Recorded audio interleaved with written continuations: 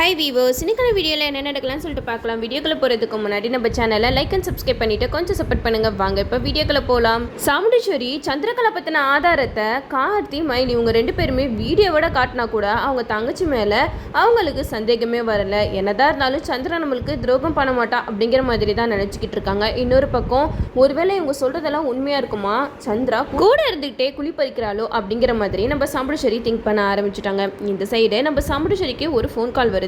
அந்த போனை பேச போறதுக்காக வெளியில போறாங்க. அந்த நேரத்துல நம்ம சந்திரகலா வந்து சாமுண்டீஸ்வரி ரூம்ல அந்த கான்ஸ்டபிளோட போனை எடுத்து ஜன்னல் வழியா யாருக்குமே தெரியாம ரோட்ல தூக்கி போட்டுடுறாங்க. நம்ம சாமுண்டீஸ்வரி போனெல்லாம் பேசி முடிச்சுட்டு திருப்பி வந்து பாக்குறாங்க, போனை காணோம். என்ன இது, இந்த போனை யாரும் வீட்டுக்குள்ள இருந்து வந்து எடுக்க சான்ஸே கிடையாது. அப்போ வீட்டுல இருக்கிறவங்க யாரோ தான் இந்த போனை எடுத்திருக்கணும். நம்மளை சுத்தி என்ன நடக்குது அப்படின்னு சொல்லிட்டு சாமுண்டீஸ்வரி கொஞ்ச நேரம் யோசிச்சுட்டு இருக்காங்க. அந்த போன் அவ்வளோ முக்கியமா யார் கைக்கோ போயிருக்குன்னா அப்போ ஏதோ ஒரு விஷயம் அந்த ஃபோனில் இருக்குது. அதை நான் பார்க்கக்கூடாதுன்றதுக்காக தான் இப்படி ஒரு பிளானெல்லாம் பண்ணுறாங்க. அந்த ஃபோனை இப்போ நான் எங்கே தேடி கண்டுபிடிக்கிறது அப்படின்னு சொல்லிட்டு ரூமில் தேடி தேடி பார்க்குறாங்க. அந்த ஃபோனை காணோம். அப்போ நம்ம சந்திரா வந்து ஐயோ அக்காவுக்கு சந்தேகம் வந்துருச்சு, அக்கா அந்த ஃபோனை தேடி பார்க்குறாளே அப்படின்னு சொல்லிட்டு அவங்க ஒரு பயத்தில் இருக்க அந்த ஃபோன் யார் கைக்கும் கிடைக்கக்கூடாது அப்படின்னு சொல்லிட்டு அவங்க வெளியில் போய் பார்க்குறாங்க. அப்போ அந்த தூக்கி போட்ட இடத்துல 3 சின்ன பசங்க வந்து அந்த ஃபோனை எடுத்துட்டு இதை விற்றா நிறைய காசு கிடைக்கண்டா அப்படின்னு சொல்லிட்டு அந்த ஃபோனை எடுத்துகிட்டு போயிடுறாங்க. அப்போ நம்ம சந்திராவால் அந்த பசங்களை பிடிக்க முடியல, தேடிக்கிட்டே இருக்காங்க. இப்போ அந்த பசங்க கையில் இந்த ஃபோன் மாட்டிக்கிச்சு, நம்ம இப்போ என்ன பண்ணுறது அப்படின்னு சொல்லிட்டு யோசிச்சுக்கிட்டே வீட்டுக்கும் வந்துடுறாங்க. வீட்டுக்கு வந்ததுக்கப்புறம் நம்ம சாமுண்டீஸ்வரி கார்த்தி மயில் இவங்க கிட்டலாம் பேசிக்கிட்டு இருக்காங்க. மாப்பிள்ள, நம்ம வீட்டில் ஏதோ ஒரு விஷயம் நடக்குது. அன்னைக்கு நவீன் காணாமல் போனப்ப என்னோட வலையில் எப்படி அந்த ரோட்டில் கடந்திருக்கும். அது மட்டும் இல்லாமல் இப்போ நான் வச்சிருந்த ஃபோனு என்னோட ரூம்ல இருந்து யாரோ வந்து எடுத்துகிட்டு போயிருக்காங்க.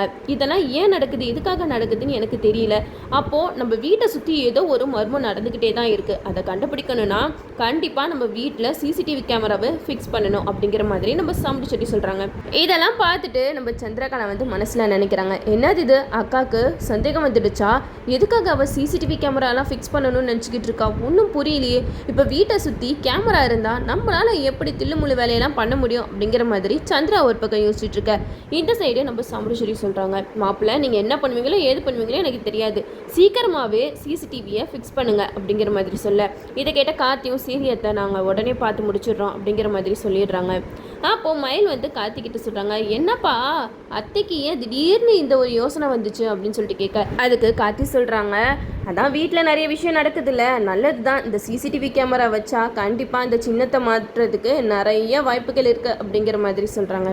இதெல்லாம் கேட்டுட்டு நம்ம கார்த்தியும் சந்திராவை பார்க்குறாங்க. இவ்வளோ நாள் நீங்கள் யாருக்கும் தெரியாமல் என்னென்ன வேலையெல்லாம் பண்ணியிருப்பீங்க, ஆனால் இதுக்கப்புறம் உங்களால் எதுவுமே பண்ண முடியாது, ஏன்னா ஃபுல்லாக சிசிடிவி கேமரா இருக்கும், நீங்கள் என்ன பண்ணாலும் அதில் ரெக்கார்ட் ஆயிரும் அப்படிங்கிற மாதிரி நம்ம கார்த்திக் வந்து நக்கலாக பேசிக்கிட்டு இருக்காங்க. இதெல்லாம் பார்த்துட்டு சந்திரா கார்த்திக்கிட்ட சொல்கிறாங்க, டேய் உன்னோட ஆட்டோ இன்னும் கொஞ்சம் காலம்தான்டா, நீ யார் என்னங்கிற உண்மை மட்டும் என் அக்காவுக்கு தெரிஞ்சிச்சுன்னா அடுத்து நீ இப்படியெல்லாம் பேசிட்டு இந்த வீட்டில் இருக்கவே மாட்டேன் அப்படிங்கிற மாதிரி சொல்லும்போது கார்த்தி வந்து சந்திரா கிட்ட சொல்கிறாங்க, அது நடக்கிறப்ப பார்த்துப்போம் அப்படிங்கிற மாதிரி சொல்லிட்டு போயிடுறாங்க. இப்போ சந்திராவுக்கு அப்படியே வயிற்றுல புளிய கரைச்ச மாதிரி இருக்கும், ஏன்னா சாமுண்டீஸ்வரி வந்து இப்படியெல்லாம் பண்ணுவாங்கன்னு சொல்லிட்டு நம்ம சந்திரா கொஞ்சம் கூட எதிர்பார்த்துருக்கவே மாட்டாங்க. ஏன்னா அன்னைக்கு நம்ம கார்த்தி மயில் இவங்க ரெண்டு பேருமே சந்திரா வந்து சிவனாண்டி கூட பேசுகிற வீடியோவெல்லாம் சாமுண்டீஸ்வரி கிட்ட காட்டி கூட சாமுண்டீஸ்வரி நம்பவே இல்லை. ஸோ அந்த அதுப்புல தான் இப்போ சந்திரா வந்து கொஞ்சம் தைரியமாக இருந்துட்டு இருந்தாங்க. பட் இப்போ வீட்டில் சிசிடிவி கேமரா மாட்டிட்டா கண்டிப்பாக சந்திரா பண்ணுற தில்லுமுள்ளு வேலை எல்லாத்தையுமே கண்டுபிடிச்சிருவாங்க அப்படின்னு சொல்லிட்டு இங்கே சந்திராவுக்கு இல்லை ஒரு வித பயத்தோடு தான் இருந்துட்டு இருக்காங்க. இருந்தாலும் நம்ம சாமுண்டீஸ்வரிக்கு நம்ம வீட்டில் உள்ளவங்களே நம்மளுக்கு எதிராக இருக்காங்க, அவங்க யார் என்னங்கிறத கண்டுபிடிக்கணும் தான் இப்படி ஒரு வேலையை பண்ண சொல்லியிருக்காங்க.